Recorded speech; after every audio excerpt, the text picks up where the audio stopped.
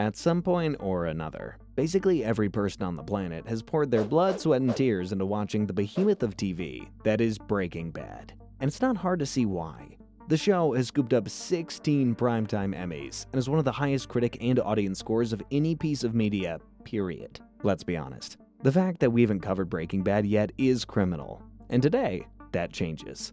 I'll be going through each and every episode, giving you a rundown of the entire story of Breaking Bad. And who knows, you might just learn something. The show is set in the town of Albuquerque, New Mexico, and focuses on Walter Hartwell White, a genius chemist who's now living the boring life of an underachieving, underpaid high school teacher. Then you've got his newly pregnant wife Skylar, supportive wife, good mom, and boogieing extraordinaire. As well as having one on the way, they also have a 15-year-old son called Walt Jr. He suffers from cerebral palsy, but he doesn't let that beat him down. Last but not least, we have Jesse Pinkman, Walt's former student and current meth head. Jesse is a short-fused underachiever. Much like Walt, come to think of it. There's a load more characters that we'll meet along the way, but these guys are the need-to-knows. So with that, let's get into it. The pilot episode of the series flashes us forward in time. I was gonna say spoilers, but this show is 17 years old.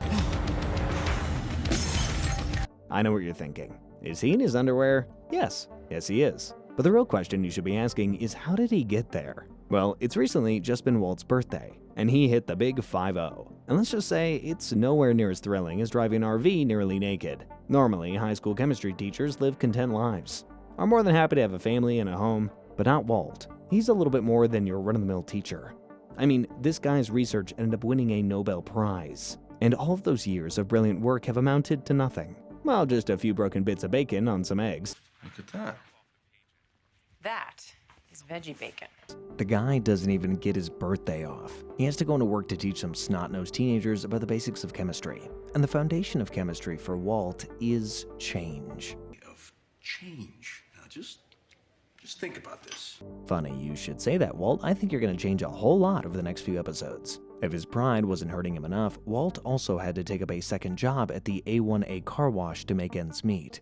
Mainly because Skylar is on maternity leave from her bookkeeping job, so with a family to support and another mouth to feed on the way, Walter is left scrambling to put together as much cash as he can, even if it means putting himself through this. Mr. White! Make those tires shine, huh? After an embarrassing and exhausting day, Walt heads home to find Skylar has thrown him a surprise birthday party. Not sure I'd want a bottle of suds after a shift at the car wash, though. In the room full of people are Hank and Marie. Marie is Skylar's sister, and Hank is her husband, a big-time DEA agent, which, becomes a little important later. Hank switches on the TV to the local news where they're covering a meth lab bust. After hearing that $700,000 was snatched from the claws of the criminals, an impressed Walt asks Hank if he could maybe go on a DEA ride-along. I guess to see how it all fits together. But we all know this is where the seed is planted. The next day, while working at the car wash, Walt suddenly collapses and is immediately rushed to the hospital where he's given this devastating news. You understood what I've just said to you? Yes. With the diagnosis in his back pocket, Walt explodes at Bogdan, the car wash owner, quitting his job on the spot and storming off. Wipe down this! By the way, that guy's real name is Marius Stan, and he's a scientist that helped the show make sure they got all their chemistry right. It's a fun fact if you didn't know. Following up on Walt's ride-along request, Hank takes him out on a potential bust with his partner Steve Gomez. Or Gomi, to you and me. The lab they're trying to bust is operated by a criminal with the street name Captain Cook, and as the officers go inside, Walt sees someone escaping the building with a familiar face. Oh my God. That's right, that's Walt's former student Jesse Pinkman. Instead of ratting him out though, Walt's mind races and ends up tracking Pinkman down before giving him a wild offer. Yep. But you know the business. And I know the chemistry.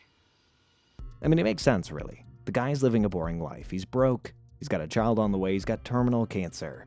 Obviously, he's seen the dollar signs light up, and Jesse is his ticket into the criminal underworld. He does have to blackmail him to get him to agree on cooking together, but once that little detail's ironed out, the boys get everything ready for their first big cook. With all the equipment secured, and an RV being used as their mobile lab, they head out into the middle of the Albuquerque desert to get things rolling. For those of you wondering when the tidy whities make an appearance, you're in luck. Walt strips off, and the boys get to work cooking up a batch of the purest crystal this side of anywhere, really. Not that I'm an expert in this stuff. Jesse is so excited by the product that he calls down his contact to try it. His contact, Crazy 8, is the cousin of Jesse's other partner from his Captain Cook days, Emilio, and the pair show up together, keen to give the crystal a try. But Emilio notices something really fishy about Walt, and that's when he remembers. Run, Mr. White, run! In return for not wearing a bullet, Walt promises to show them his method for making meth, but instead he uses red phosphorus to make phosphine gas and chokes the pair to death. Walt then puts a gas mask on himself and Jesse and makes a break for it, with two bodies rolling round in the back of the RV. So all of that is just the first episode. Wow. That's one way to start a series. The second episode of the series, Cats in the Bag, starts off with the bombshell that Crazy 8 might not actually be dead. The next morning, Walt tries to play it cool over breakfast, but it all unravels when Jesse calls the house pretending to be a sales guy. I mean, technically he is a sales guy, he just deals with drugs. Not, like, vacuum cleaners. Jesse tells Walt that he hasn't got around to disposing of the bodies because, well, he's never had to do it before. Anyway, Walt tells him he'll be around to clean everything up after school, so he hangs up and heads for work. Skylar, meanwhile, is clearly sensing something might be off, so she redials the phone to see who her husband was talking to. Yo, 148, 3 to the 3 to the 6 to the 9, representing the ABQ. At the school, Walt tries his best to get on with his day as normal as possible. But to say that he's anxious is an understatement. Is this gonna be on the murder? He manages to get through the day, snatching some hydrofluoric acid on his way with the intent to melt Emilio and eventually Crazy 8's bodies. He hits the gas and goes to Jesse's, where he finds his worst nightmare unfolding before his eyes. After catching the zombified criminal, Walt takes him to Jesse's basement and chains him up. Nice, you're a murderer and a kidnapper now, Walt, wow. The boys have a problem. Who is gonna finish him off? Well, they decide to flip a coin to find out. Jesse wins, so it's his job to dispose of Emilio, so he's instructed by Walt to find a polyethylene container. Or a big, stupid plastic bin if you're Jesse. So he goes out to find one. Walter, meanwhile, has some other things to put right before dealing with Crazy 8. Like, his baby? While Skylar and he are finding out the gender of their newborn, Skylar confronts Walt about Captain Cook, and in a blind panic, he tells her that he's his weed dealer. Because if a dying man can't chill out and relax, who can? But Skylar doesn't take this at face value. Instead, she marches to Jesse's home and demands that he stays away from Walt, or she'll get Hank involved. As she leaves, Jesse hauls Emilio's corpse up the stairs and into the bathtub, where he pours Mr. White's stolen hydrofluoric acid in, watching the body dissolve. The problem with this, a bath isn't made out of polyethylene, and when Walt finds out what Jesse's done, it's too late. Going straight on to the next episode, Walt and Jesse are busy scrubbing human goo from the walls of Jesse's house. They finish cleaning up what's left of Emilio, and Walt heads to the basement to tie up the other loose end. Problem is, Jesse's told Crazy 8 too much about Walt. Furious, Walt marches upstairs to find Jesse getting high on their supply, and the two break out into a really pathetic fight, which ends with Jesse storming off, leaving Walt to once again mull over how he's going to finish off their hostage. Remember from last episode when Walt tells Skylar that he's smoking weed? Well, Skylar tried to talk to Marie about the situation without embarrassing Walt, so now Marie thinks that Junior is the one with the drug problem. So she tells Hank to scare him straight by taking him out to a motel, which is home to many meth addicts. And its name is obviously great, it's called the Crystal Palace. Oh, God, see that? Back over with Walt, he's busy making a pros and cons list for killing Crazy 8. He knows he can't go home until the deed is done, but figures he'll make the criminal one last sandwich before he has to do this. But the stress, the anxiety, and obviously the cancer is catching up to Walt. Walt comes to completely fine. He gathers up the plate shards and tells Crazy 8 about his cancer and goes to fix him another sandwich. While cooking something far tastier than meth, Walt has a wave of suspicion wash over him, and he begins frantically searching for the shards of the smashed plate. As he does, he pieces them together and finds that one extra jagged piece is missing. Knowing that it couldn't be anywhere else other than with Crazy 8, Walt psychs himself back up for the final time, goes to the basement intending to put an end to the ordeal, which is only fair. I mean, look, none of this is fair, but the guy will literally kill him if he doesn't shoot first. Walt exposes Crazy 8's plan, and the criminal produces the shard from his person and tries to stab Walt. Luckily, Walt uses the bike lock that he's tied up with to begin strangling him. This doesn't stop Crazy 8 from slashing at Walt and even managed to sink the shard in his shin a few times. But with one last tug, Walt bears the pain and finally puts an end to Crazy 8. Walt eventually returns home and rushes to find a worried sick Skylar, and tells her that there's something he really needs to get off his chest. We don't have to wait long to find out what it is that he confessed. This next episode, ironically, is named Cancer Man. It begins with the whole family having a barbecue at Walt's. You'd be forgiven for thinking that everything was totally normal, but when Walt starts to reminisce about how he met Skylar, the cracks begin to show, and Skylar breaks down, leaving Walt to explain everything. I have cancer. I don't know how I'd react in this situation, but I always found it super rough how Junior found out about his dad's cancer. To get away from the emotional bomb that's just been dropped on the family, Walt goes to the bathroom to care for the cut left by Crazy 8. That moment's peace doesn't last long enough, as his family are straight on his case. Skylar suggests that he gets a second opinion from a top oncologist, which costs $5,000 just for the deposit alone. He might be in the drug business, but he's gonna need a lot more than the chump change he and Jesse have made so far. Speaking of Jesse, he decides to pay his folks a visit, and to say that they're pleased, well, I would be lying. But at least his mom and dad reluctantly give him a place to stay for the night and offer him a chance to stay for the foreseeable future, if he agrees to going to a drug support group again.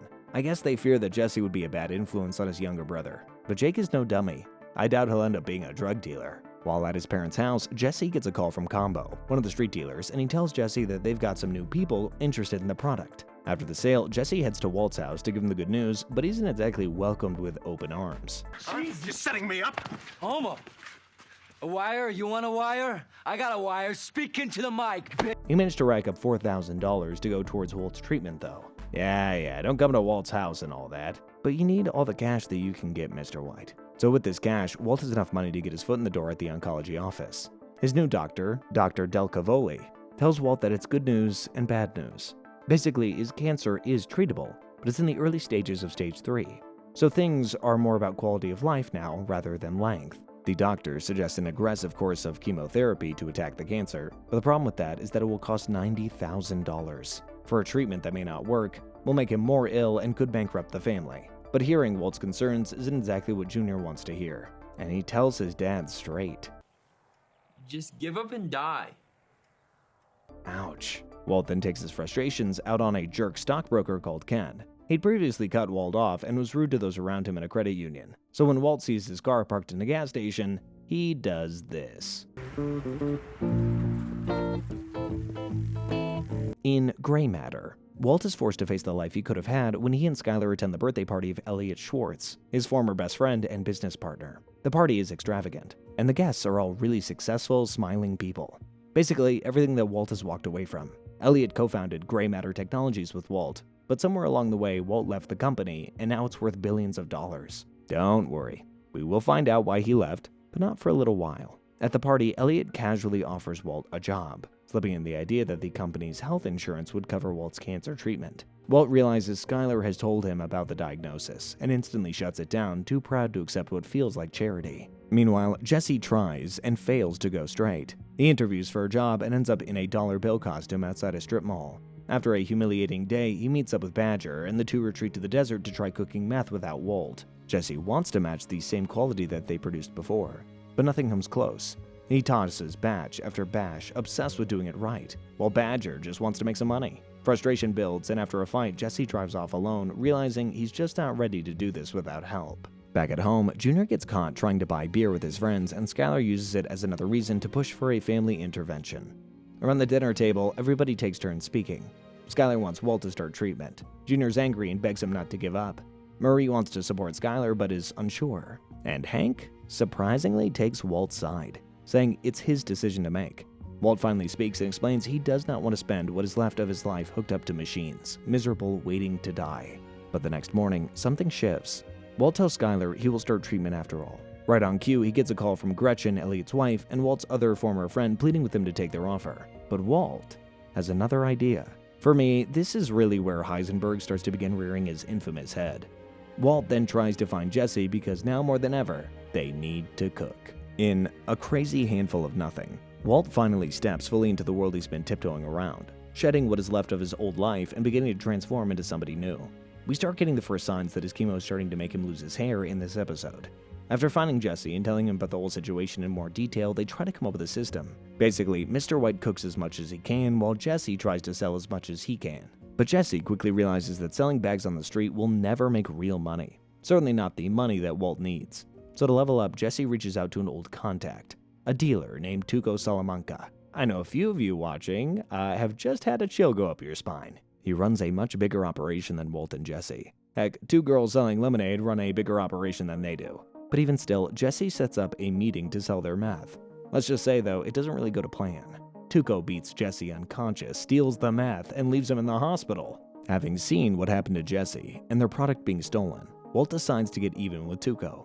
He storms into Tuco's drug den with a bag full of what looks like meth, and Tuco licks his lips at what looks like another easy steal. But he's got it wrong. That's not meth. It's fulminated mercury, and when it's thrown with force, this happens. Having destroyed half of Tuco's hideout, Walt demands payment for the stolen drugs and compensation for Jesse's beating. An impressed but rattled Tuco agrees to buy 2 pounds a week and gives Walt the money on the spot. And there we are, folks. The official birth of Heisenberg. After striking a deal with Tuco to deliver 2 pounds of meth a week, the pressure is on. Jesse's panicking because there's no way they can get enough pseudo to keep up with that kind of demand. I'm not a chemist, but basically those anti-allergy meds have some key ingredients in them that Walt needs to be able to cook. So Walt needs to devise a new formula for cooking his crystal, and he lands on the chemical methylamine.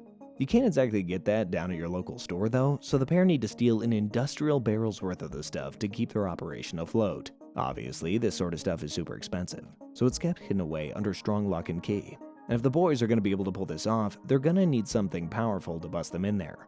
It's a good thing Walt has this up his sleeve. Could melt right through 4 inches of solid steel and destroy that gun forever. So, armed to the teeth with thermite, they break into a warehouse in the middle of the night, melt through a lock, grab a barrel of methylamine, and drive off before anybody can stop them. The pair are put in a pressure cooker trying to make sure they meet Tuco's target, and they finally come up with the goods. When they meet Tuco, they hand over nearly 5 pounds of blue crystal, and Tuco is thrilled by the purity of the product. Tight, yeah! Side note, what is Walt wearing? You're meant to keep a low profile, not look like an undercover cop, dude. The excitement suddenly flips though, as Nodos says the wrong thing, and Tuco turns on his own man. Tuco laughs it off, gets in his truck, and hightails it out of the junkyard, leaving Walt and Jesse thinking over the idea that they've got to do this every week. The second season of the series opens up with the episode 737, and in the aftermath of seeing Tuco pummel Nodos, the boys are carefully considering their next move. Walt does some quick number crunching and calculates that in order to pay for his treatment and give his family exactly what they need in the wake of his death, he's gonna need to make $737,000, or like 11 more meth deals at the current rate. Obviously though, he's thinking, does that mean every time he closes a deal, someone has to die at the hands of Tuco? But before Walt or Jesse can drive off, Tuco returns, and he orders Walt to bring Nodos back from the dead. I know that Tuco is crazy. I know this, but I did not know that he was that crazy. Walt's a meth cook, not a miracle worker. Tuco lets the pair leave, but now they're even more terrified of him than they were before. So Jesse goes to extreme measures. He illegally buys a gun and tells Walt they should get to Tuco before he gets to them. Walt doesn't like this plan. Instead, he opts for something more silent, less messy, ricin. With the poison now made, the pair begin to plan how they're going to deal with Tuco, but decide to at least call it off for the night. As Walt gets home and finally begins to settle, he gets a weird call from Jesse and notices his car outside. When he goes to investigate, his Tuco nightmare has become a reality. Get in. After being kidnapped by Tuco, the pair are dragged out to a rundown shack in the New Mexico desert, miles from anywhere, completely cut off from help. Tuco is paranoid, twitchy, and unpredictable, holding them hostage while planning to smuggle them into Mexico, where he expects them to cook meth for him full time. With them is none other than Hector Salamanca, Tuco's uncle, who's old, completely paralyzed, and unable to talk. He can only communicate by ringing a small bell attached to his wheelchair. This is somehow more creepy than his stare. Walt and Jesse try to stay calm, but it's clear Tuco is becoming more unstable by the second. Walt decides to go ahead with the ricin plan they had set up before and sees a perfect opportunity when Tuco offers them a burrito. Yeah, I know what you're thinking. Rice and beans? It's a very good joke. And if you weren't thinking that, you're welcome. But Hector suddenly knocks the poisoned burrito off the table before Tuco can eat it.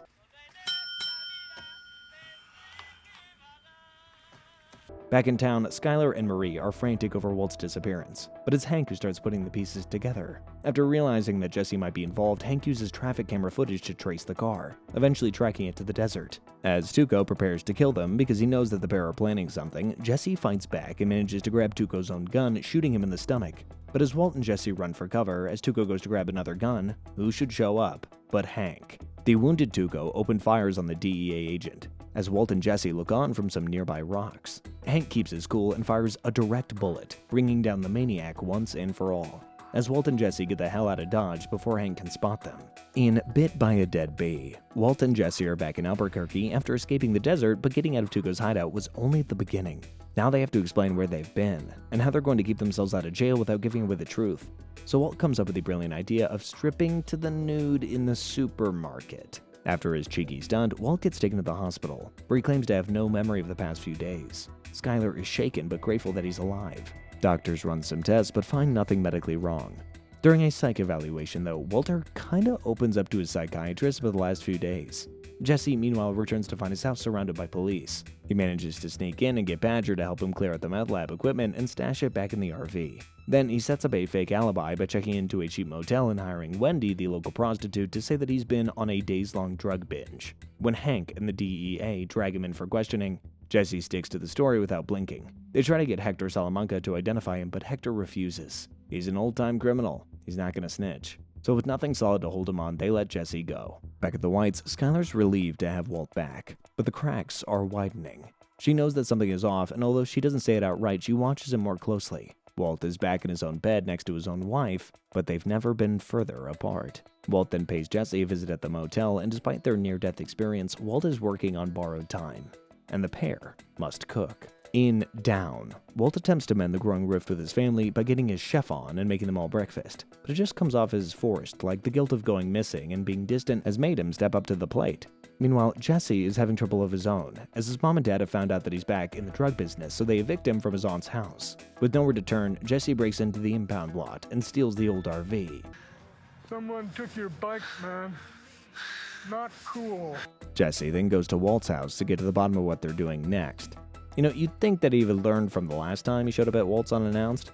Seeing as the business is 50-50, Jesse's angry that Walt hasn't given him his cut yet, so he demands to get his half. The two tussle, but Walt gives away and lets Jesse have the cash, even if it's going to be spent on pizza and meth. The episode Breakage actually, for once, starts on a lighter note. Walt is given the news by Dr. Del Cavoli that his cancer is responding well to the chemotherapy. But the kicker to this news is the bill. Along with whatever he has to pay for this round of treatment, an additional $13,000 is required for Walt's stay over the fugue state. So Walt counts his pennies and realizes that after this, he doesn't have anything left. Things for Jesse, on the other hand, are looking up. He goes back to the junkyard and pays Clovis everything that he's due, and then looks for a nice little home for himself where he meets Jane for the first time. Well, Jane, I gotta say, this place is awesome. Jane lets Jesse rent the house next door to hers only if he pays a little extra up front because he doesn't have proof of employment. With Walt needing to earn more cash and Jesse needing to keep his new apartment, the pair patch things up and decide to get back to some good old-fashioned cooking. I mean, Jesse has the RV. Be a waste not to use it. Now they've got a fresh batch cooked up. The same problems from before start to crop up. Who the hell is going to get all this product sold? Especially as Jesse is kinda hot now with the DEA. Well, they decide to get more low-level street dealers to do it for them. So they send their supply to Skinny Pete, Badger, and Combo on the basis of selling the product for $2,500. They keep $500, and the rest goes to Jesse and Walt. Things quickly go sideways, as Skinny Pete is robbed at gunpoint by some more experienced dealers. Obviously, Walt isn't happy. He doesn't say it outright, but he hints at Jesse to take matters into his own hands and to score some revenge on the dealers. Okay, he doesn't say it, but he does literally bring a gun to Jesse's house. After his brush with Tuco, Hank is having a harder time than he lets on, and when he's offered a new role at the DEA in Texas, his anxiety skyrockets. It's made worse when he's woken up at night by the sound of what he thinks is gunshots. But it's just his homemade Schrader Brau beer, and it's literally popping off. The episode Peekaboo begins with Jesse stepping out on his own, not to cook, not to deal, but to settle the score with those meth heads that stole his product. So he tracks them down to a rundown drug den. But guess what? They're not home. Meanwhile, over in Negra Arroyo Lane, Skyler gets a call from Gretchen because Walt hasn't been returning her calls. Obviously, Skyler tries to thank her for everything she and Elliot are doing for their family, but as we know, Walt hasn't taken a penny. So instead of coming clean there and then, Gretchen asks Skyler if she's free to meet that afternoon. Ooh, Walt is about to get busted. Jesse, meanwhile, is looking after the kid of the drug dealers that he's there to attack. He fixes him a nutritious marshmallow fluff sandwich and even has a time for a game of, you guessed it, peekaboo. It's not long before his parents come back though, and they're greeted by an angry Jesse who's wanting to get even. While Jesse is busy pistol whipping Splooge, yep, that is his real name, Walt returns home with Junior to find Gretchen's car outside their house. They rush inside where Skylar and now Junior thank her again for everything that she's done for the family. But Gretchen can't take another second near Walt and storms off, but Walt catches her and asks her to meet him later at a restaurant to clear things up. Back over with Mr. Binkman, he forces Splooge to hand over the stolen meth, and he does get it. But when the Peekaboo Kid comes to see him, Jesse can't help but play along, and it gives Splooge ample time to knock him out. As Jesse is coming to, he realizes that Splooge's girl has grabbed his gun and is aiming it while rifling through his pockets. All the while, Splooge is busy drilling an ATM machine to find a fortune. I'm not joking, he's a great big ATM in his room. The guy's nuts. But it's about to come crashing down when he breaks out into a fight with his girl and she pushes the ATM machine with him underneath it, squashing his head like a ripe watermelon. I really don't know what's worse. That or the fact that she doesn't even blink and just grabs some meth before going to crash out. Literally dumbfounded, Jesse manages to snatch a wad of cash and anonymously calls 911 before getting the hell out of there. At the restaurant, Gretchen does meet Walt, but the air is icy. Gretchen has no clue why Walt is lying and refuses to play his games. But instead of apologizing or telling a white lie, Walt sees his chance to let her have both barrels, blaming her for all of his problems and his mediocre life. And you can't forget about this. Walt then heads home where he finds a sobbing Skylar who tells him that Gretchen has just called to say that she and Elliot won't be paying for Walt's next round of treatment. Hey, that's better than telling her that he's a filthy liar. But as always, Walt has a way to worm his way around the situation. And somehow, he comes off better than the Schwartzes. Continuing straight on into the next episode, Walt is struggling to get hold of Jesse, so he heads to his apartment. Jesse's been holed up, smoking weed, shaken after seeing Splooge get killed. Again, you did tell him to set things straight, Walt, so if it's anybody's fault, it's yours. As we know though, Jesse didn't do anything wrong. And they soon catch word that it was somebody else, but the people on the street don't know that. And Walt hatches a plan to use the new street cred to grow the business. Meanwhile, Hank's struggling in his new post with the DEA in El Paso. During a meeting with a cartel informant called Tortuga, Hank gets fed up with the guy's attitude. Well, Hank looks like you and the cartel both, because when he next meets Tortuga, we find out why he was given that name. Yeah, that's his severed head on a turtle. Back in Albuquerque, Skylar is terrified about the family's money situation again, so decides to apply to get her old bookkeeping job back at Ted Benecke's place, and of course he does hire her. This is also the episode where Jesse and Jane finally start becoming a thing. So turns out that being bigger players in the drug game ain't that easy for Walt and Jesse, especially as the DEA are out onto the blue crystal that the guys are cooking up. This leads to Badger falling for a sting set up by Albuquerque police. So to get their man out of trouble, there's only one man that they can call: Saul Goodman, the world's most successful corrupt lawyer. Walt goes undercover again in his stupid Tuco junkyard getup and fails to secure the services of Saul Goodman. But they do have an idea on how to change this. The pair suit and boot up and decide to kidnap Saul, taking him out to the desert and kneeling him before he's already dug grave. He immediately thinks that it's cartel connected and blurts out the name Lalo. And I know those of you who've watched Better Call Saul will know what he's talking about, but let's leave that for another video. Their kidnapping act is forced to come clean when Saul notices that the cough of one of his kidnappers is very similar to the cough of Badger's uncle. He tells them to slip $1 in his pocket so that they have attorney-client privilege and tells them he might have a plan. His plan is basically an in-and-out guy, and no, it's nothing to do with Animal Style.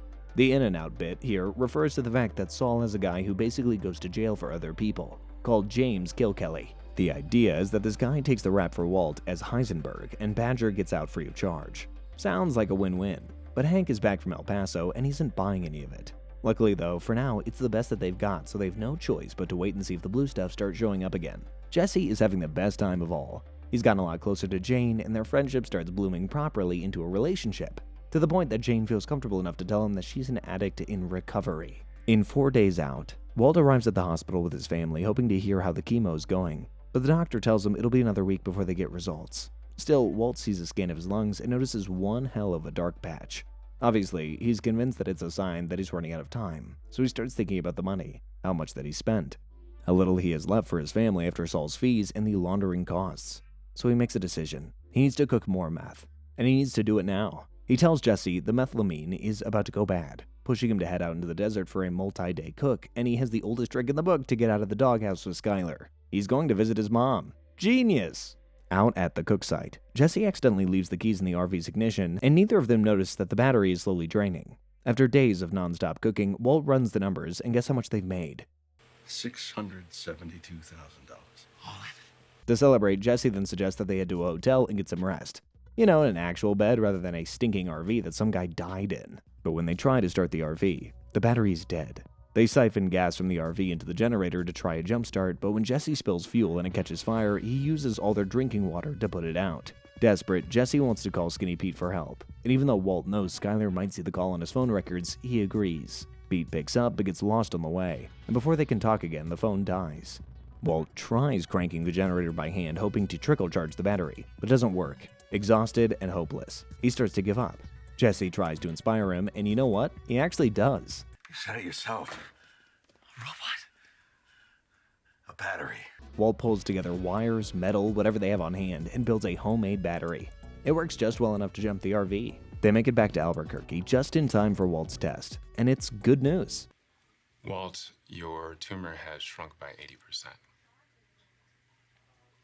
80%. 80% shrinkage. Maybe cooking meth is actually good for your health. After learning that he's in remission, Walt tells Skyler he's taking the week off from work just like she asked. But really, he used the time to meet Jesse to share the news about his remission, or shrinkage, as we in the trade call it. Skyler then throws a party to celebrate Walt's fight, but for a man who's close to having the all clear, he's not exactly happy, and begins hitting the bottle pretty hard. He even tries force-feeding Junior some tequila, but it's a good thing that Hank is on hand to snatch it from him. The next day, after recovering from a hell of a hangover, Walt has the world to himself while he's off work, so gets busy doing all sorts of odd jobs around the house, even building a crawl space. I think you're going to want to pay attention to that for later. That's really it for this episode. I mean, Jane does leave Jesse hanging and draws him this sweet superhero. So yeah. Things start to ramp up, though, in the episode Mandala, when Combo is out selling on a corner when he notices two rival dealers watching him. He tries to act normal, but a young kid rides up on a bike, pulls a gun, and shoots him, killing him. This destroys Jesse, and when Skinny Pete hears about it right after Badger nearly gets busted, he decides that he's done too. I mean, can you blame him? With no one left to move their product, Walt and Jesse go to Saul. He tells them they're not built for the street. They need someone experienced who can buy it in bulk. Saul says that he knows a guy. Let's just say I know a guy who knows a guy who knows another guy. The next day, Walt waits at Los Polos Hermanos for the meeting. Jesse shows up late, clearly high, and leaves just as fast. No one approaches Walt, but later he figures it out. The man he was meant to meet is the manager behind the counter, Gustavo Fring. With Jesse back using, Jane quickly follows suit and introduces Jesse to heroin, which he gladly tries. Walt, meanwhile, returns to the restaurant and waits until close, watching the room, and eventually he spots him and asks for 5 minutes of his time. And 5 minutes of your time. Also, just a quick side note from the brilliant Gus Fring, this episode is also home to the most cringe moment in the show's history in my opinion. This. Happy birthday to you. Also, Skyler finds that Ted has been cooking the company books. Company books with her signature on, and sooner or later that's going to be a problem. Back with the Chicken Man and Walt, Gus eventually agrees to the partnership. And soon after their meeting, a man named Victor stops him, telling Walt that he has 1 hour to deliver the meth to a truck stop for $1.2 million. And if he doesn't, the opportunity is gone for good. But where's the supply? At Jesse's. Walt rushes to Jesse's apartment, finds the pair passed out on heroin, and grabs the meth. But as soon as he does, yeah, he needs to choose between witnessing the birth of his child or delivering meth. Can you guess which one he chooses? In the episode Phoenix, Walt manages to deliver the meth to Gus just in time, but the deal costs him being there when his own daughter is delivered. When he finally makes it to the hospital, he sees that Ted was the one who drove Skyler there. He says nothing, but that has to hurt him. Walt's not stupid. He knows that something fishy might be going on there. Also, his daughter is perfectly safe and sound. They end up calling her Holly. At Jesse's apartment, Jane wakes up to a call from her father, reminding her that she's late for NA meeting. Over lunch, she pretends that everything is fine, hides the relapse, and tells her dad that she barely knows Jesse. Back at the apartment, Jesse sees the mess that Walt left behind after taking the meth, and at first he thinks that he's been robbed. But after a quick check of the old emails, Jesse realizes that Walt came and took the meth himself. Knowing the product has been sold, Jesse shows up at Walt's classroom to ask for his cut, but Walt won't budge, saying he won't get a penny until he cleans his act up. But Jesse is more interested in shooting up than cleaning up, and slips into another drug-induced coma with Jane. Meanwhile, Junior launches a donation website to help raise money for Walt's treatment. using PayPal. When the show was on air, you could actually go to savewalterwhite.com. It's a real shame they got rid of it. Walt's uncomfortable with the attention, knowing he already has the money but can't explain where it came from. Luckily, Saul has a solution. Basically, he uses Junior's website to clean Walt's money. He sends small donations from all around the world, and it's a win-win version of money laundering, if such a thing exists. Walt then goes to the bar to try to clear his head. He sits next to a quiet stranger, not realizing that it's Jane's father. The two start talking about space probes, about daughters and nephews, about how hard it is to help somebody who won't help themselves. Donald, Jane's father, says he can never give up on family, and this stays with Walt. He drives back to Jesse's apartment thinking maybe he can talk sense into him, but when he walks in, both Jesse and Jane are out cold from heroin. Walt tries to wake Jesse, but in the process, he accidentally rolls Jane onto her back, where one of the most haunting scenes in TV history takes place. Wow, I still get chills watching it. Following straight on from that horrible scene, Jesse slowly wakes up and realizes that something is wrong with the lifeless Jane. He tries CPR with shaking hands, calling her name over and over, but nothing works. She's been gone for hours. There's nothing he can do. In his hour of need, he calls Walt, but he just patches him through to Saul, and luckily, Saul is just the guy to go in and clean up the mess. Mike Armentrout. Mike moves through the apartment calmly, wiping away any sign of heroin use just before Donald arrives and walks into the living nightmare that is the death of his daughter. Jesse, crushed by guilt and unable to face the reality of what happened, runs off and disappears into a crack house. Walt eventually finds him there, barely conscious, completely broken, and gently leads him out, driving him straight to rehab. As Jesse fades from view, Walt begins preparing for surgery to remove the cancer. The donation website that Junior set up continues to draw attention, and strangers are pouring in small amounts of money from all over the country. Of course, this has always been Walt's money, it's just being laundered. On the day of the surgery, as the drugs begin to take hold, Walt accidentally lets something slip. Where's your phone? Your cell phone, did you bring it? Which one? When Walt returns home to rest, Skylar confronts him. She's been quietly investigating for weeks, and now the pieces have come together. She knows that Gretchen never sent them any money, even though the bills were being paid. She knows Walt never went to visit his mother, even though that was the story. And now she knows about another phone. She doesn't know what he's up to, but she sure knows that he's up to something. So she tells Walt that she wants him out of the house because she's done. 5 weeks later, after Jane's death, Donald returns to work.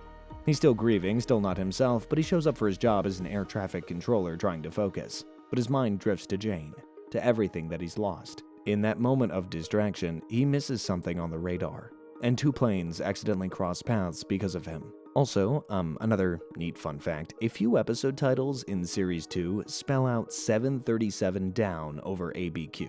It's pretty neat.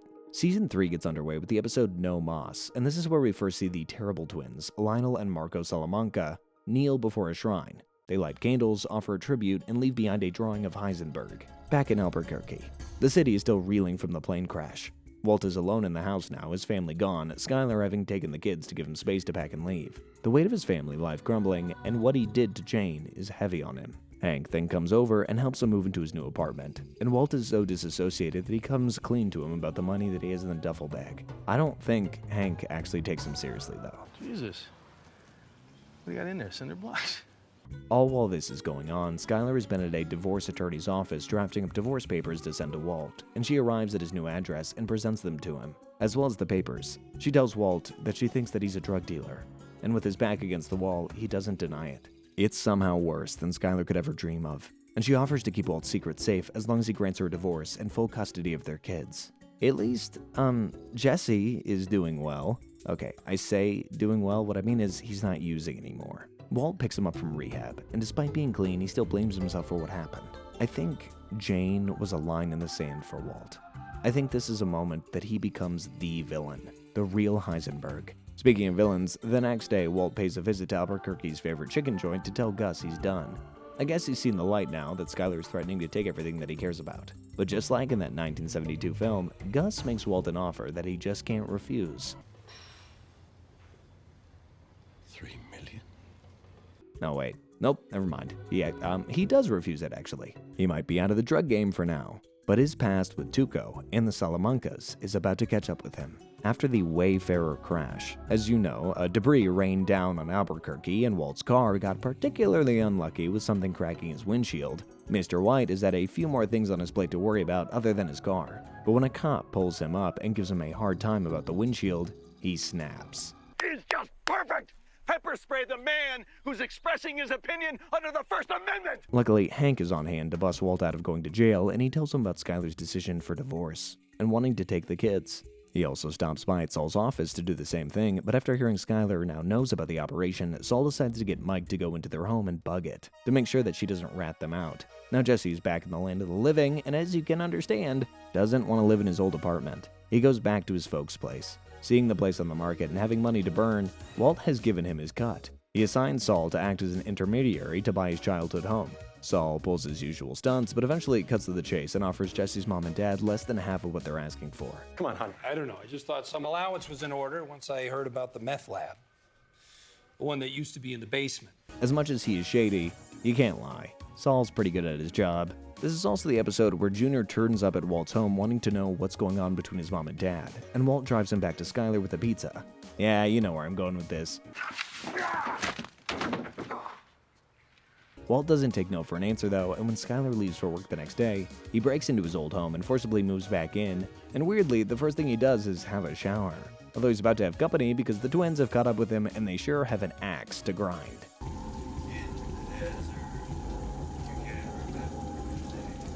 Luckily though, the cousins are called off on their attack of Walt by a text with a single word. Pollos. Junior is over the moon that his dad is back in the family home, but Skyler, not so much. She calls the police, hoping that they're going to remove him, but it's not like he's been abusive or, I don't know, bad to the kids, so they can't exactly kick the man out of his own home. She does, however, decide to confide in the divorce attorney who obviously wants her to report Walt, but she declines. It's too messy now, but it's about to get a whole lot messier when she starts having her affair with Ted. It turns out that it was Gus who called Tuco's cousins off, and he organizes a meeting between them. Hector and another member of the cartel, Juan Bolsa, well, he lets them know that for now, Walt is protected, but understands the cartel code of blood for blood. So when Gus is finished with him, they're more than welcome to take him. Talking of Walt, Skyler wastes no time in letting him know what just happened between her and Ted. After hearing about what happened with Beneke, Walt barges into Skyler's workplace and causes a scene. He really wants to get to the root of the issue. Outside, Mike is waiting for Walt and snatches him up and speeds him off to Saul's office. Saul tries to pull Walt back into the meth business, but Walt's more concerned with how Mike and Saul knew that he was at Beneke's office. And he hits the roof. Walt demands that Mike take out every single piece of bugging equipment in his home, not tomorrow, not after breakfast, but now. Walt then heads to work where he has his sights set on the principal, Carmen. Look guys, if Skyler singing Happy Birthday to Ted is the cringiest moment of the show, then this is easily second place. Hey!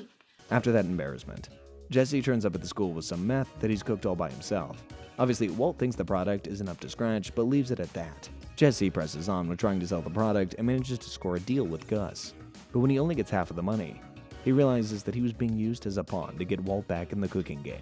Jesse is furious when he finds out Walt received the other half of the money from the stuff that he cooked. He calls Walt and demands the money, but Walt makes a fair point in saying that Jesse was trying to use a formula that he created. Meanwhile, Hank is laser focused on finding the elusive RV meth lab from the cookout in the desert. You know, it doesn't help that his partner in fighting crime, Gomi, is being sent to El Paso to replace the hole left by Hank. After his bust-up with Jesse, Walt visits Gus, where Frank admits it was a tactic to lure him back, then asks to take Walt on a drive. They arrive at a massive underground meth lab hidden inside an industrial laundry factory. The lab is state-of-the-art, flawless, and Walt is impressed, but he once again says no, telling Gus the meth world cost him his family. Skyler is still seeing Ted and wondering whether or not Walt will ever give her a break. Well, actually, he will. She returns home to find Walt gone, his things packed, and the divorce papers signed. It looks like he's taking Gus up on his offer after all. At Saul's office, Walt and Jesse meet where Walt hands him the other half of the money that he made from the last sale, but he promises that it'll be his last. That is the last money you'll ever earn in this business. I don't know if he meant that coldly or if he was just being honest, but either way, there's no need for that. Hank is now becoming totally obsessed with finding the RV, and it leads him back to Campo's mom as she was the original owner of it. Inside her house, Hank searches through the rooms that eventually finds a picture of Jesse in Campo's room. He knows that Jesse is his man. Walt settles into the routine of his new lab and quickly forms a bond with his assistant, Gail, who shares his appreciation for chemistry. The lab is clean, quiet, and professional, a pretty big contrast to the chaos he and Jesse used to share. Speaking of Jesse, he cooks and brings his latest meth to Badger and Skinny Pete, trying to pull them back into the game to sell for them. He promises things will be different this time. Safer, smarter, and guess what? They actually agree. Across town, though, Hank continues his investigation into Pinkman, convinced the RV once owned by Combo's mother is now in Jesse's hands. So he begins surveillance. Knowing Jesse has a connection to Walt, Hank calls him in to ask if he ever remembers Jesse owning an RV when he used to buy weed. Walt obviously says no, but now he knows he has to get rid of the RV before everything is busted wide open. At the same time, the twins show up at Los Pollos Hermanos, sitting silently in a booth, growing more agitated with each passing hour. Gus finally meets with them and promises to give them something to sweeten the deal at sunset. Walt rushes to Clovis's lot, where the RV is being worked on, and learns from Badger that it can be destroyed by a man named Old Joe at a junkyard. They head there quickly, but Badger warns Jesse, who races to stop them. But they're all being followed. Jesse thinks that Walt is trying to shut down his meth operation in some jealous attempt, but Walt quickly gets him up to speed about Hank, and they lock themselves in the RV just as Hank arrives. Old Joe blocks Hank's search by pointing out the RV is a domicile and protected by law. Hank calls for a warrant, and the boys look to be out of time. But Walt thinks on his feet and comes up with a disgustingly cunning plan. I mean, it's low, but it works. I'm sorry to inform you that your wife's been in an automobile accident. She's being airlifted to Los Ranchos Medical Center. Now with Hank out of their hair, Old Joe destroys the RV, leaving Hank once again in the dark about Heisenberg. At their sunset meeting, Gus tells the twins again that Walt is strictly off limits, but knowing the Salamancas are growing tired waiting for their chance to get revenge, Gus offers them another target linked directly to Walt, Hank. The episode, 1 minute, opens up with Hank in a blind fury over being tricked into thinking Marie was in the hospital, and knowing that there can only be one man behind it, he storms over to Jesse's house. He gives him one hell of a beating that ends up hospitalizing him. At the hospital, Walt and Saul arrive to find Jesse just as angry as Hank was, but this time with Walt. I give them what they want the most. You. Skylar visits Walt at his condo, pleading with him to do something to calm Jesse down so he doesn't press charges against Hank, reminding him that he's still Walt's family. Well, actually, Sky, Walt signed those divorce papers, so actually he's not. But things clearly weigh on Walt, so at work, he asks Gus if he can replace Gail with Jesse, with the idea that they'll be more productive. Gus agrees, and just like that, the old team is back together, and Hank is safe. Oh, well, actually, I forgot about the twins. At the DEA, Hank is suspended without pay and loses his gun, which is then made 1,000 times worse when he gets a call from an anonymous source that warns him about what's about to come. Shredder. I need you to listen very carefully. 2 men are coming to kill you. The twins attack, and Hank reverses his car, smashing into one of them and pinning them against another car. They shoot at him and knock Hank to the ground as the pinned twin collapses. The survivor doesn't want to end Hank the easy way, so he goes to pick up his axe from his car, giving Hank time to load up a fallen gun and to finish the standing twin off with a super shot. Having left the hospital and seeing Hank being admitted, Jesse tells Walt that his brother-in-law has been rushed to the hospital. Walt then rushes over and joins his family. Gomi and George Merkert explain that the attack was carried out by 2 cartel hitmen, but we knew that already. Gomi is kinda shocked that Hank managed to take down both without his gun, which prompts Marie to ask why Hank was unarmed. The twin, who was pinned up by Hank, survived, but is now missing both legs. And when Walt and Gomi peer through his door, Lionel spots Walt and tries desperately to get to him. Meanwhile, Gus receives a call from Juan Bolsa, who is now under pressure from the Mexican government after the attempted murder of a DEA agent. Bolsa suspects Gus was behind it, saying the twins wouldn't have acted without some sort of permission on his end. That Bolsa guy is pretty good. At the hospital, Walt tries to stay close to his family while Jesse waits at the lab. When Gus checks in, Walt lies about the delay, blaming Gail and promising to make up the difference by cooking 400 pounds next week. But Walt should know better, because it's not long before Gus appears at the hospital posing as a generous local businessman. Your husband are the thin blue line between us and these animals. I only wish I could do more. He's not just there for Walt, though. He's there to finish off Lionel with the help of Mike, before Bolsa is killed during a raid that night. In a matter of days, Fring's plan for total territory control starts falling into place. Walt and Jesse are deep into production now, cranking out 200 pounds of meth each week with ease. The lab runs like clockwork, and they're hitting their quota without struggle. Who needs Gail Bedecker? At the hospital, Gomi visits Hank and tells him the blue meth is popping up in several states. The product is back, and Heisenberg is still out there. Hank listens but remains restless. He tells Gomi the only reason he's alive is because somebody warned him right before the hit. Hank's legs are mostly paralyzed, and his doctor tells Marie the rehab he needs isn't covered by insurance. If they pay out of pocket, it could cost tens of thousands.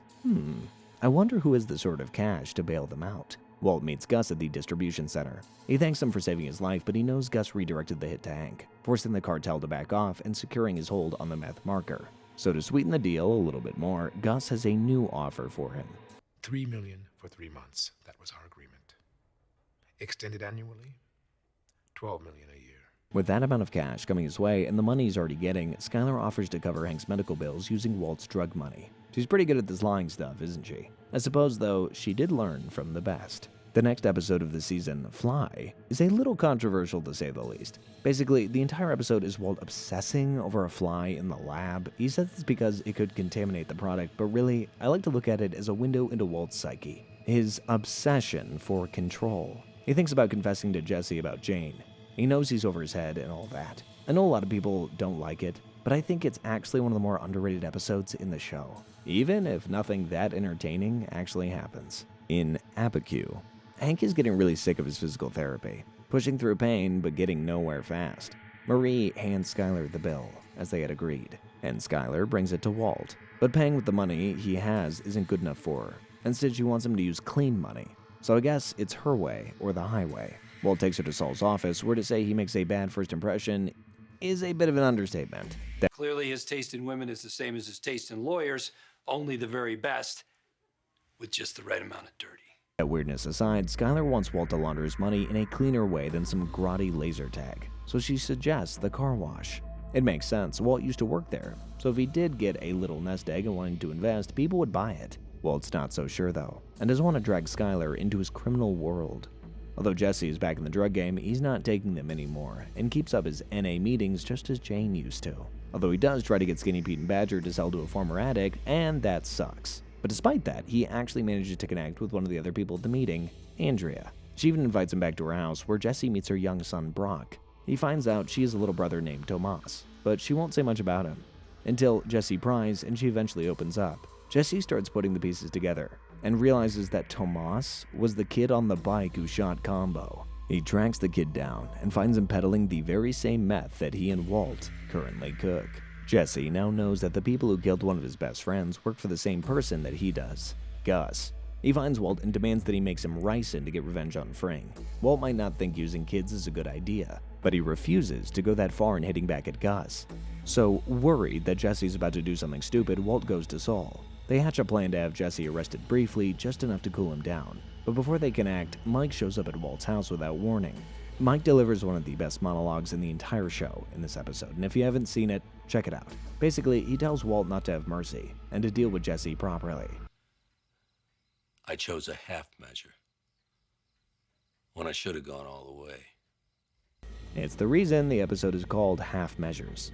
It's really iconic. Mike and Victor then pull up at Jesse's and take him to a meeting with Gus and Walt. Gus promises the dealers won't use kids again, and Jesse's forced to swallow his pride in return for his life. That night, Tomas is found dead. Jesse rushes to the scene with Andrea and knows exactly who did it. The next day, he skips the lab. Walt sees the news during dinner and walks out mid-meal. Jesse finds the dealers gun in hand, and just as he moves to confront them, Walt barrels them down in his car. Yeah, I don't know about you, but I can't see Gus taking that one lying down. Following straight over into Full Measure. Jesse has had to go on the run while Walt meets with Gus and Mike to try and save both of their lives. He pleads for forgiveness, reminding Gus that he always wanted Pinkman out of the picture. And now he has. The next day, Walt walks into the lab and sees that Gale is back. Victor stands nearby watching their every move, which is kind of important for the next episode. That night, Gus visits Gale at his home. And over tea, he tells him about Walt's cancer, and explains that he needs to learn Walt's formula. You know, on the off chance that something happens. After running with Mike, Saul organizes a shady meetup between Walt and Jesse to talk about their options. And basically, the consensus is that Walt should be the one who kills Gus, because he figures he's planning on killing Walt anyway. I mean, you heard what he just said to Gale. So later that night, as Walt is about to leave, Victor shows up claiming there's been a chemical leak. Walt knows that it's a trap, but he goes anyway. When he arrives and sees Mike, the truth is staring him in the face. This is where he's going to die. But knowing Mike is after Jesse, he offers his whereabouts to buy himself more time. He calls Jesse, and instead of giving him up, he tells Jesse to do it. The do it he's referring to is killing Gale, because he's the only one who can replace Walt. Man, I know he had to go, but this is really sad. The guy just wanted to do some chemistry, drink some herbal tea, and make a friend? Victor arrives at Gale's apartment and finds him already dead. Neighbors have called the police. The scene is chaotic, but Victor spots Jesse waiting in his car, so he grabs him and takes him to the lab. With Walt and Jesse as hostages, they all wait for Gus to show up. Walt's feeling a little confident knowing that there's no one else who can cook his formula. But then, Victor begins a batch. Gus eventually arrives in silence. He says nothing as Walt begins talking, rambling through a desperate speech meant to justify why they are still useful. Gus doesn't respond though. He just changes into his hazmat gear, walks over to the table, and calmly picks up the box cutter. Thinking that this is the end, Walt and Jesse freeze. But it's not them who should be worried. Without saying a word, Gus grabs Victor, slashes his throat with the box cutter, and holds Victor until the life drains out of him. Yeah, I'm gonna be honest. I knew this guy was the real deal, but wow. Covered in blood, Gus changes back into his street clothes and orders Walt and Jesse to get back to work. So they do, just as they did with Emilio and Crazy 8. They dispose of Victor. The next episode, 38 Snub, is a little bit of a breather after whatever the hell that was in the last episode. But it does have Skyler approaching Bogdan about buying the car wash, and let's just say he's not 100% in favor of letting them buy his business. $20 million.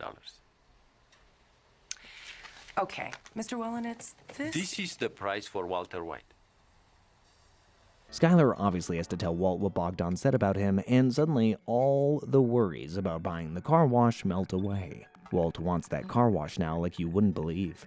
And he gets it thanks to some Saul and Skyler sorcery. Okay, the New Mexico Hazardous Waste Act of 1978, Section 74, Chapter 4, Part 13. Also, Hank's still taking his recovery pretty hard. And Marie? Well, she's taking it even harder. As an escape, she's been driven back to her old ways of thieving, joining real estate tours and stealing the odd thing here and there. And Jesse is back using again, but not only that, he's turned his house into a 24/7 drug party central. But let's give the guy a break.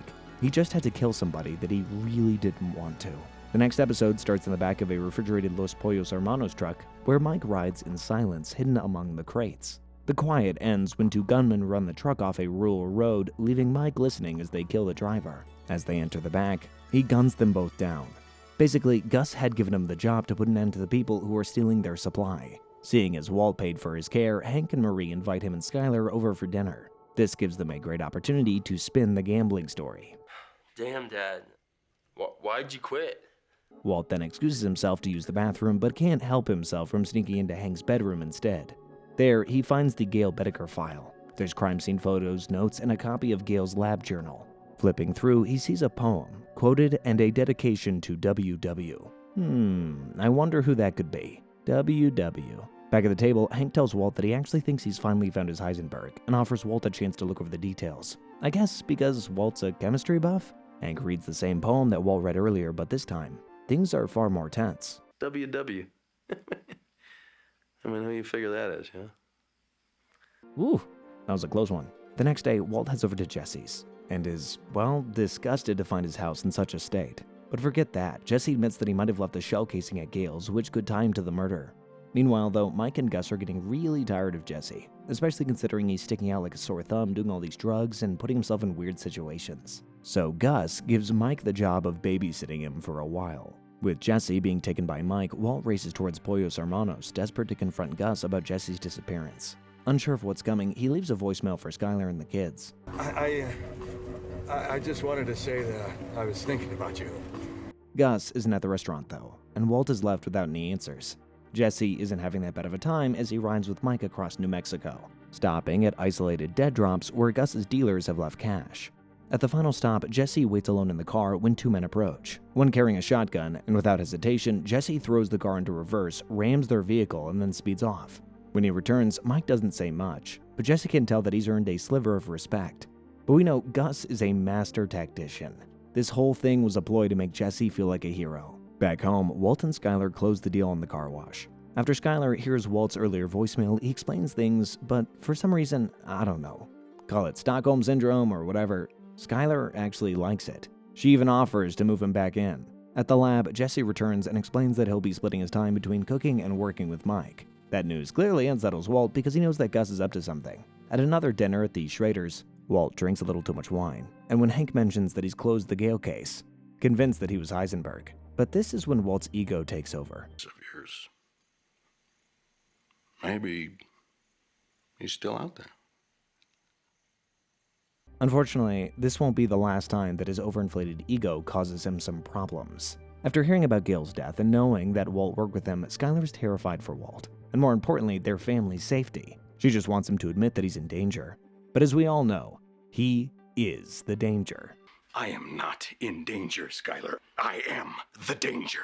Well, after that little outburst, Walt goes and collects the car wash keys from Bogdan before heading to work at the lab. He presses Jesse about his constant trips with Mike, asking what they're doing. Jesse weirdly snaps at Walt and tells him that he finally feels like he's making some difference, that he never gives Jesse any credit. Jesse leaves when work is done, and Walt is left alone to finish up the cleaning. Jesse and Mike, meanwhile, are scouting a drug house that's selling blue meth stolen from Gus's shipment.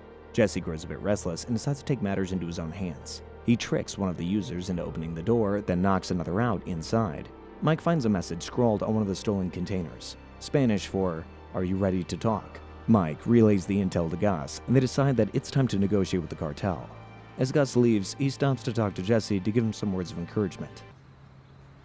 I like to think I see things in people. Come on, Jesse, don't let Fring manipulate you. What about Combo? What about Tomas? Sorry, I'm getting a little too invested. After getting his bi-weekly pay, Walt drops off a bag full of cash at the car wash. Nearly $274,000. Not bad for 2 weeks. Man, maybe I'm in the wrong job. Maybe I should cook meth. Anyway, Hank brings Junior to Los Pollos Hermanos. While they eat, he casually gets Gus to touch a cup. Why? Well, Hank has a hunch that Gus is in on the whole Gale thing, but we'll touch on that a little later. Back at the lab, Walt pushes Jesse to act, to, finish him off. He reminds Jesse that he's close to Gus now, trusted, that it's the perfect opportunity to strike. Walt even prepares ricin in the lab, and Jesse hides it in a cigarette, waiting for the right moment to poison Gus. At the DEA, Hank meets with Gomi and Merkert, laying out his case, and Gus is at the center of it all.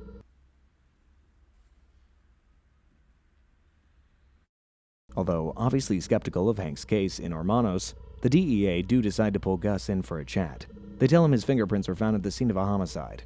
Gus guesses it's about Gale and explains that Gale was a former recipient of a scholarship that Gus funded through the University of New Mexico. He says Gale recently invited him over and asked for financial help, which explains why his prints were there. Hank continues to dig, but Gus has all the answers. And once again, Hank's case on him looks like a dud. Skylar, meanwhile, begins hiding Walt's money in the crawl space beneath the house, slowly building a wall of bills that nobody can see. Hank later asks Walt for a ride to a mineral show, because boy, does that man love his rocks. But this time, he's not wanting to look at those rose quartz, he's wanting to put a tracker on Gus's car. Walt panics, pretends to place the tracker, then walks inside and tells Gus what happened. See, I didn't do it. Do it. I guess he wants to try and look as clean as possible to the DEA. We will have to wait and see. Either way, Walt puts the tracker on Gus's car and leaves. Later, at Jesse's, Walt tries to warn him about Hank's investigation and pushes again for Jesse to kill Gus. Gus has business of his own to tend to, though, like visiting Hector in his nursing home, where we find out why Gus hates the cartel and the Salamancas. La única razón por la cual tú estás vivo y él no es porque yo. Oh man, having your partner killed in cold blood is bad enough, but they also make him stare at his lifeless body for what feels like an eternity. No wonder he hates them all so much. In Bug, Hank retrieves the GPS tracker from Gus's car, and after reviewing the data, he's bummed to find nothing suspicious. Determined to keep digging, he shifts his focus to Gus's distribution center. He's a sharp guy. He knows if there's any funny business, Gus will likely be using his trucks to get stuff out of town. Remember a little while ago, I mentioned that Beneke was cooking the books? Well, all of that has caught up to him, and he's being audited for tax fraud. So Skylar has to put on an act to try and soften the blow. You're not allowed to do that. Well, I think I am. No, you're not. Well, you know what they say about opinions, right? Despite the Paris Hilton shtick, Ted still has to fork out over $600,000 to the IRS. And in fairness, he's lucky that he's got away with that. Gus, meanwhile, has finally made a deal with the cartel. And as a result of this deal, Jesse is to be sent to Mexico to show them how to make Walt's famous blue crystal. When Jesse tells Walt about the plan, it doesn't go well. Walt is furious that Jesse hasn't finished Gus off yet, and the two break out into a fight.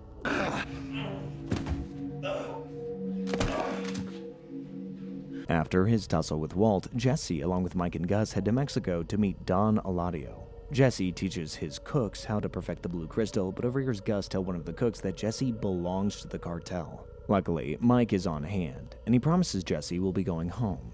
Having met and made peace with Don Eladio, the guy who pulled the trigger on Gus's partner Max. But as always with Gus, appearances deceive, and the same drink that he gives the Don is the same drink that kills him. As Gus makes himself throw up to get rid of the powerful poison, a shootout breaks out as the cartel realize that somebody is playing them. Back in Albuquerque, Skylar has used all of Walt's stored money to pay off Ted's tax fraud, with the help of Saul, of course. In the aftermath of the cartel bust-up, Gus and Mike are critically injured, so it's up to Jesse to speed them to a makeshift clinic that Gus had prepared in advance. Gus recovers quickly, but Mike has to stay behind for a week. Jesse is then told that it'll be him who takes over from Walt in the cooking department, and Jesse agrees, but only if Walt is kept alive. For now, though, Walt is the last thing on Gus's mind, as he goes to pay Hector a visit to let him know that along with the cartel, the Salamanca bloodline has fallen. Salamanca name dies with you. Things aren't exactly sunshine and rainbows for Skylar either, because Ted might have got the money, but he wants more. Buying flash cars and talking about keeping the business afloat, so Saul sends in 2 guys to handle him, QB and Huel. But that doesn't go so well. Walt then finds out Jesse's been cooking without him, so he begs Jesse to help take down Gus, but Jesse shuts him out. And soon after, Walt is dragged to the desert where Gus fires him and tells him, I will kill your infant daughter. In a blind panic, Walt rushes to Saul to help him and his family disappear with a special guy that he has that can help. And when he rushes home to gather the money to pay for the protection, he finds it all gone. What? You did what? Walt, I had to. Walt asks Saul to anonymously warn the DEA about the cartel putting a hit out on Hank. While it's not true, it will buy Walt more time and keep his family safe. Then Jesse gets the call from Gus that he's been dreading. Mr. White has become too much of a problem and needs to be fully dealt with. But Jesse refuses to sign off on letting Gus take him out. The next person to call his cell is Andrea, and she tells him that Brock is really ill in the hospital. This is when he notices the rice and cigarette is gone. Jesse storms into Walt's house, furious. He pulls a gun, screaming that Walt poisoned Brock to manipulate him. If you think that I am capable of doing this, then go. But Jesse sees sense and realizes Gus has to go. For now, though, he camps out at the hospital, refusing to leave, so Gus turns up trying to get Jesse to go back to work, but like I say, he's not going to budge, and he tries to buy time for Walt to figure out a way to take him out. But how the hell are they ever going to finish him off? Well, we're about to find out. Because in the episode Face Off, things are about to bubble over for either Walt or Gus. Walt asks Jesse if there's any place Gus goes without cameras. Somewhere quiet. Somewhere unguarded. Somewhere like Hector Salamanca's nursing home? Walt visits Hector and offers him a final chance at revenge. To get the plan in action, Hector signals that he wants to speak to the DEA.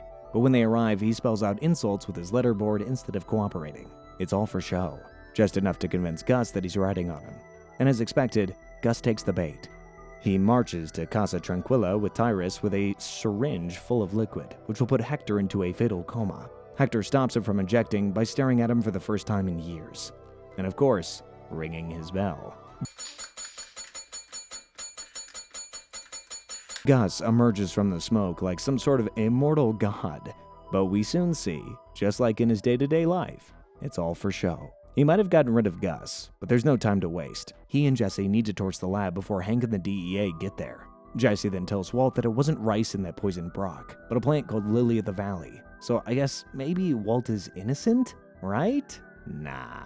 In the Season 5 opener, Live Free or Die, Walt works fast, scrubbing away anything that might link him to Gus's death or to Brock's poisoning. But despite the weight of his work life being lifted, now Walt is feeling it at home, and Skylar isn't exactly pleased for things to go back to normal. Meanwhile, Mike, still healing from the shootout with the cartel, learns of Gus's death and returns to New Mexico. He finds Jesse and Walt, gun drawn, ready to finish what Gus started, but the boys talk him down. They've all got a bigger problem now anyway. Gus's work laptop containing all the security footage from the lab has been seized by the cops, and as soon as they look at it, it's gonna be game over. They squabble over what to do, and with all the experience of Mike and all the brainpower of Walt, it's actually Jesse who comes up with the best idea. What about a magnet? What magnet? What about it?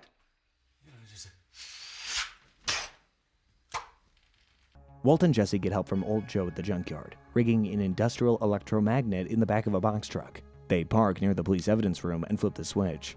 The truck bucks, slams, and the magnet wipes out the laptop. They speed off, ditching the truck, while Walt insists that it worked. At the car wash, Saul approaches Skylar and tells her that Ted is alive. She visits him in the hospital, seeing the halo brace, and hears him whisper that he won't say a word. He's terrified. I never thought I'd feel bad for Beneke, but here we are.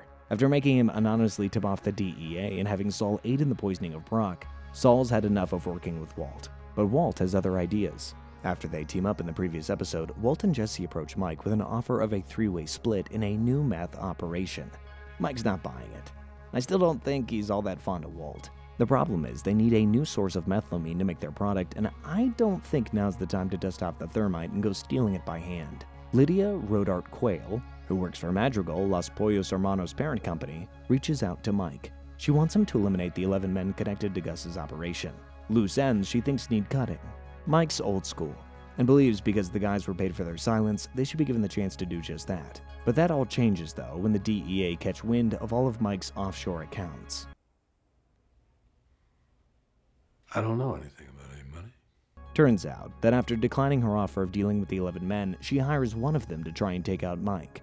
But he's far too skilled, so he disposes of the guys who's turned on him and heads to Lydia's home to settle the score. Instead of pulling the trigger, however, he figures that she could be of some use to him, and he calls Walt and tells him. He says he's in, and that he is a new methylamine supplier. Following on into the next episode, Hazard Pay, Mike spends the day visiting the rest of his former men in jail.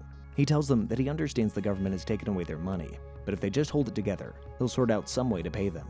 Back over with the other boys, Walt and Jesse are figuring out ways to actually cook because in the past they had an RV, or, Gus's superlab. But they settle on an unusual but genius idea. Truly, I love this. They begin setting up in strangers' homes, pretending to be pest control, but using the tents as a perfect ventilation system to hide the meth fumes. You know what? The cooks go smoothly. At the car wash, Skylar is barely holding it all together. When Marie arrives to talk about Walt's upcoming birthday, she breaks down, and Marie tries to get to the bottom of it, and eventually confronts Walt, who hilariously tells her that it's the guilt talking with Skylar because she had an affair with Ted. After the first set of cooks, the money is in, and the boys are ready to take their share. Although I'm not sure Walt is particularly happy by the slice of pie that they're getting. At Madrigal's Houston office, Lydia's methylamine contact inside the warehouse is arrested. The DEA closes in and she panics. Mike tries to calm her, but trying to calm her is as much use as a chocolate fire guard. After his work on the Fring case and the surrounding arrests in association with it, Hank is offered the ASAC role at the DEA, but it means that he'll have to step down from his work on the Heisenberg case. What was meant to be a great day for Hank, and more importantly, a nice 51st birthday for Walt, is suddenly put on ice, as Skylar goes for a little late-night swim. Okay, that's more of a cry for help. What are you doing, Skylar? What is she doing, Walt? She tells Hank and Marie to take the kids to give her and Walt some space, but really, she's just trying to get them away from him. There's nothing she can do now, and in her own words, her hands aren't exactly clean, so all she can do is wait. With the contact no longer viable, and the boys needing a steady supply of methylamine, it's Jesse's job to visit Magical HQ to take a barrel of the stuff. But when Jesse gets the barrel back, the boys realize that there is a shoddy GPS tracker stuck to the barrel. Mike goes crazy, blaming Lydia, and comes to the conclusion that she's more trouble than she's worth. Furious that Lydia might be pulling a fast one, the boys kidnap her and interrogate her about the tracker on the barrel. She swears innocence, but after she pleads to call the DEA to prove herself, the guys realize she was telling the truth after all, and it was planted by some heavy-handed idiot in the DEA. Mike's not so sure she should be let off that easy though, and would rather they just got rid of her completely. They're close to doing just that when Lydia pipes up and tells them that if they want methylamine, then she's got the mother lode. Obviously interested, the boys hear her out. She explains that a train carrying the stuff crosses a certain part of the New Mexico desert, which is a dead zone, meaning no alerts, no radio, no nothing. She's basically proposing a train robbery. Mike scoffs at this, but Walt is interested. It might be so crazy, it might just work. So he begins drafting up a plan to take the 1,000 gallons of methylamine and replace it with 1,000 gallons of water. With that idea being literally genius, they decide this is what they're gonna do. And with the help of QB and Todd, a newcomer, they just might pull it off. Close it off! Close it off!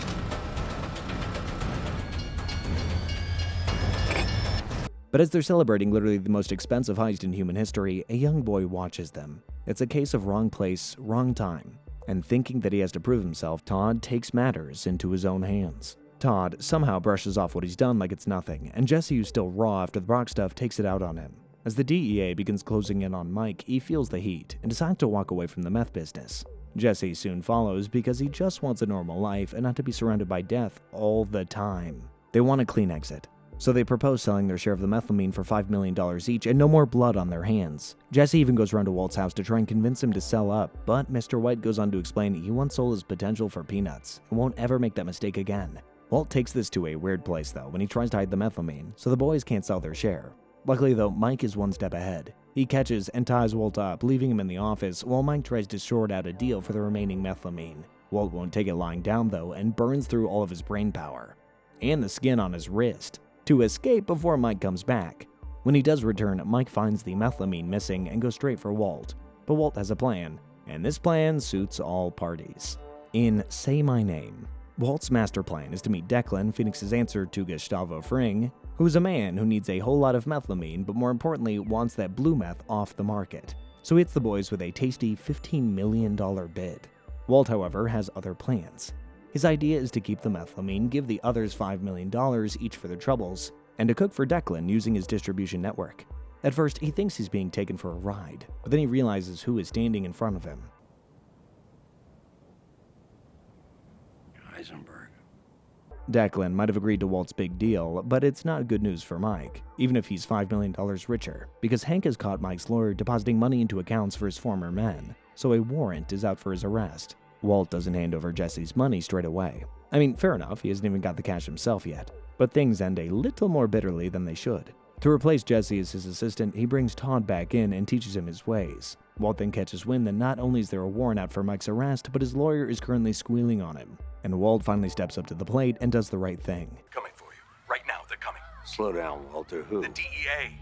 Saul has a getaway bag prepared for Mike in case of a scenario like this, so he has Walt pick it up and asks to meet him way out in the boonies. When they meet, Walt demands the names of the 9 men before handing over the bag. Mike refuses, and the tension builds fast. He tears into Walt, blaming him for destroying everything they built with Gus. We had a lab. We had everything we needed. It all ran like clockwork. You could have shut your mouth, cooked. Walt can't take the truth and runs off to fetch a gun, shooting and killing Mike. Then, and only then, does he realize that he could have got the names from Lydia. Let me die in peace. In Gliding Over All, Walt and Todd work in silence as they prepare a barrel of acid to dissolve Mike's body. When Jesse arrives, broken by Mike's death, they had come kinda close over the last few months. Walt, without flinching, tells him that since he chose to walk away from the business, it's no longer his concern, that he should stay out of it. Then, in a quiet corner of a coffee shop, Walt meets Lydia to get the names of the men that still are out there. Knowing the men in prison are a threat, Walt reaches out to Todd's uncle Jack, asking him to eliminate every one of them at once, seeing as he has contacts in the prison system and all that. Jack warns him that coordinating simultaneous killings in different prisons won't be a walk in the park, but Walt doesn't care, and tells him to do it anyway. Somehow, within 2 minutes, 10 men are dead and the threat is gone.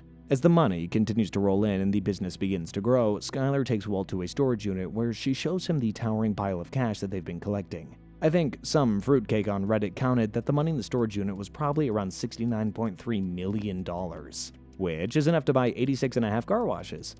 With this in mind, Walt visits Jesse one last time, drops 2 heavy bags filled with money on the floor, then leaves without saying much at all. This time, Walt is done for good.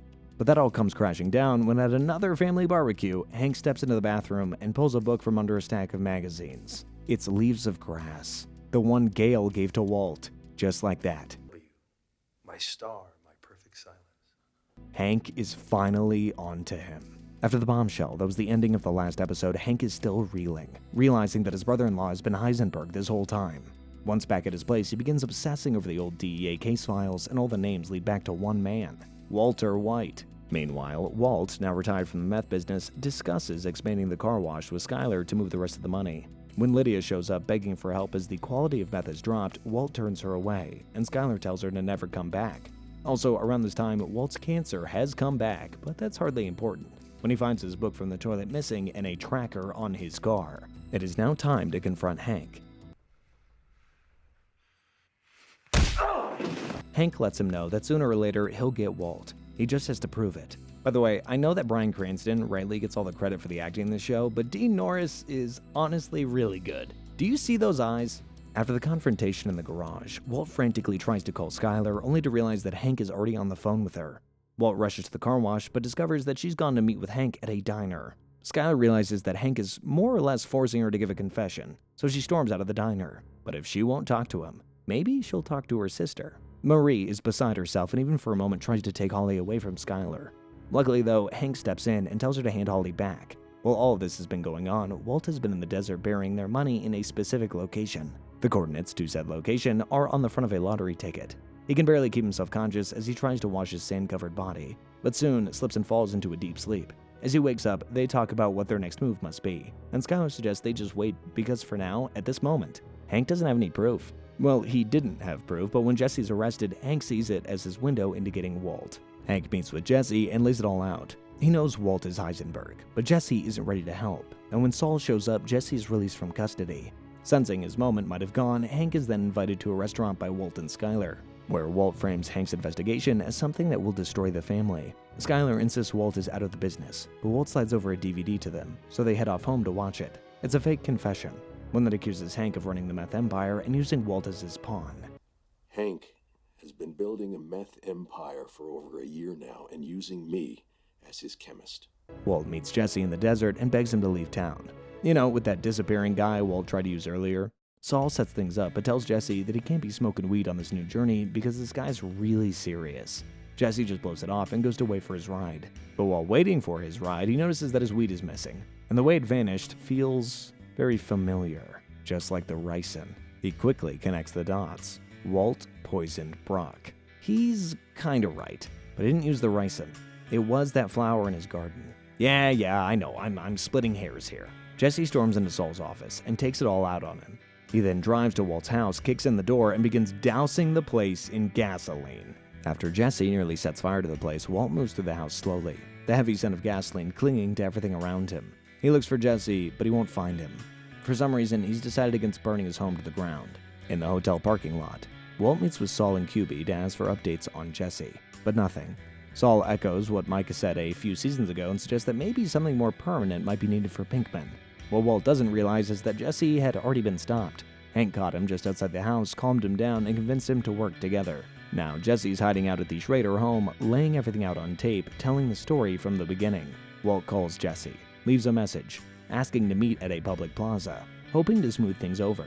Hank pushes Jesse to go, wires him up and reminds him that Walt always protected him before, so doubts anything bad will happen. So he walks into the plaza, scanning the crowd. He freezes when he spots a man nearby who looks just a little too focused. He's convinced that this is a trap. He walks away, finds a payphone, and calls Walt directly.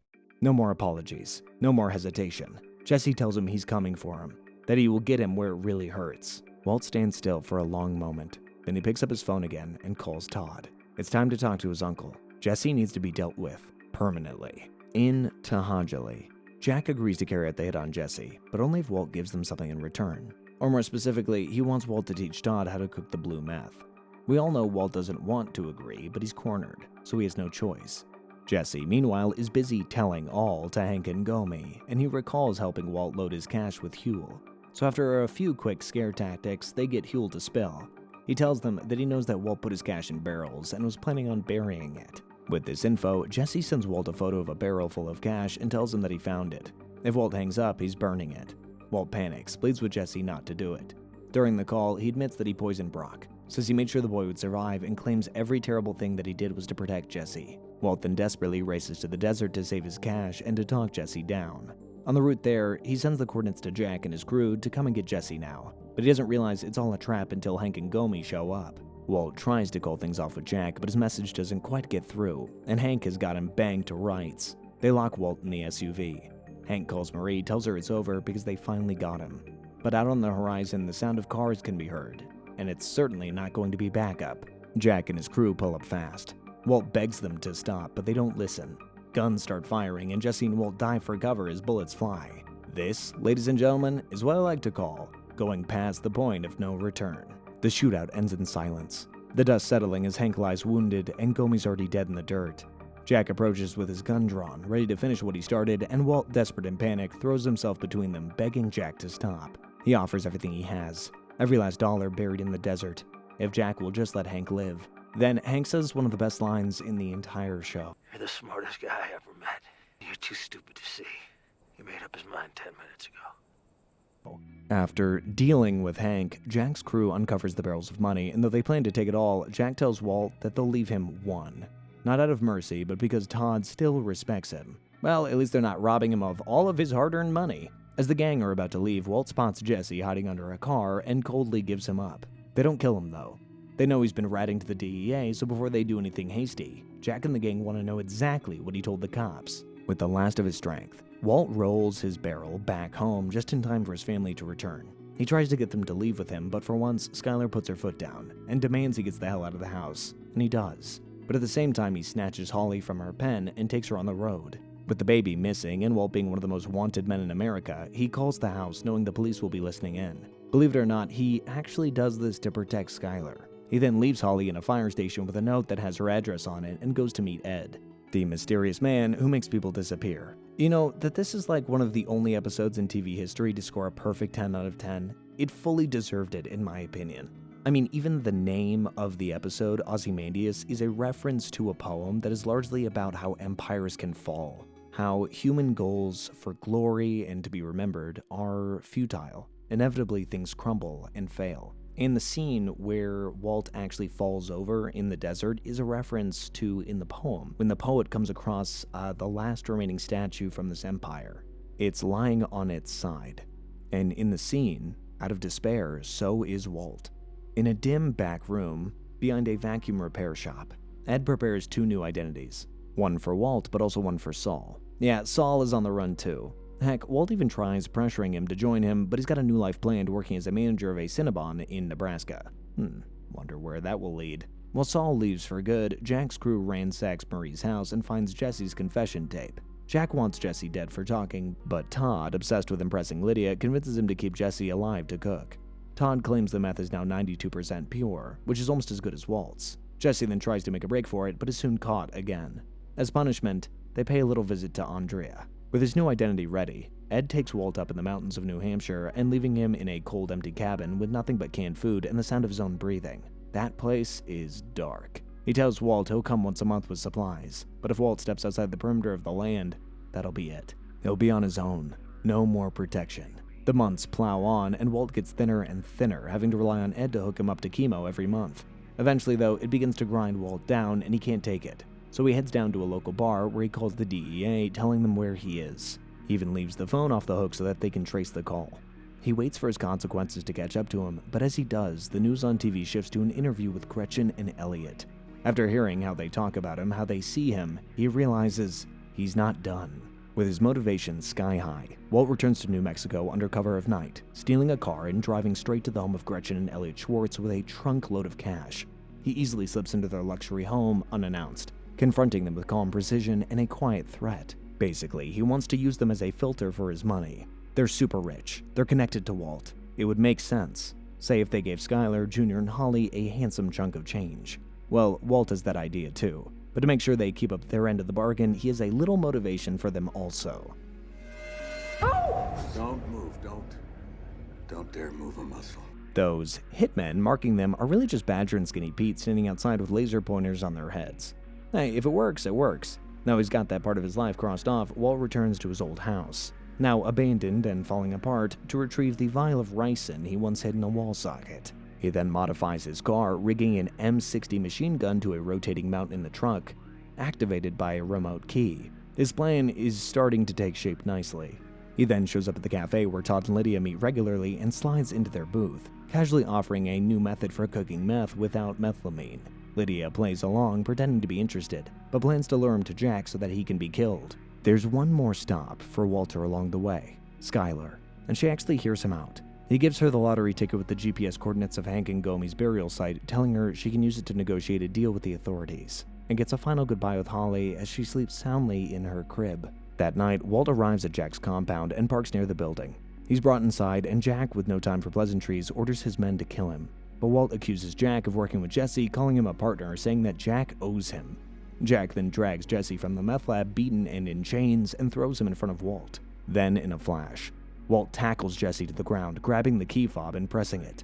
The trunk pops open, and the M60 unleashes a barrage of bullets, sweeping across the room and killing nearly everybody. Jesse then uses chains to strangle Todd and finds the keys and frees himself. Walt hands Jesse a gun and tells him to do it, to end it, but Jesse refuses, saying Walt should do it himself, if that's what he wants. They share one last look, a quiet goodbye, before Jesse gets into Todd's El Camino and drives off into the night, finally free. There's only one last piece in the puzzle, Lydia. She calls Todd's phone and Walt picks up, telling her about what he's done and that she's next. Not because he's coming after her or anything, but because while they were at the cafe, Walt dropped ricin into her drink. Serves her right for drinking that disgusting artificial sweetener anyway. With the cops on the horizon after hearing the bullets fly, Walt takes one final stroll into the meth lab, where it's revealed that he's taken a brutal bullet to the side.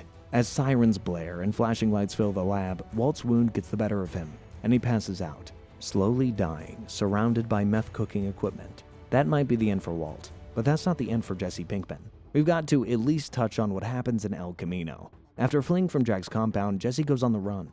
He absolutely does not want to get back into the criminal game, all he wants is a new life. He visits people like Skinny Pete and Badger who help him dodge in and out of view of the police. Jesse then finds some of Todd's stashed cash and uses it to go back to Ed and get a new life in Alaska, where to this day, he's living his best life. Now that is what I call a happy ending. But that's it for Breaking Bad. Every year or so, I really make sure that I sit down and watch this entire beast of a series. It really is one of the finest pieces of television of all time. I really enjoyed every second of that rundown, and I hope you did too. Let me know down below what your favorite episode is or your favorite character from Breaking Bad. Who do you think deserves a spin-off? Hey, maybe we'll get a series of Better Fuel Huel in the future. I don't know. But for now, I'll see you all next time. See ya.